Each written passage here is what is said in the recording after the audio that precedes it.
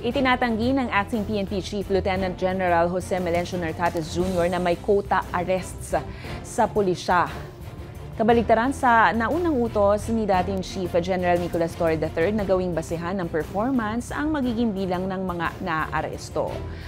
Giit ni Nartates, nakabatay sa intel ang mga operasyon at nakatuon sa paghuli ng mga wanted na persons. Dagdag niya, ipagpapatuloy niya ang operasyon kontra droga pero handang rebisahin ang mga plano kung kailangan. Samantala, iginigit ng PNP na bumaba ang kriminalidad sa bansa kasunod ng inilabas na travel advisory ng China nitong August 30 na nagbababala sa kanilang mga mamamayang bibiyahe sa Pilipinas. Ayon kay PNP spokesperson Brigadier General Randolph Tuanyo, bumaba ng 16% ang focus at index crimes mula 27,000 na kaso noong 2024 hanggang 22,000 ngayong taon, Enero hanggang Agosto.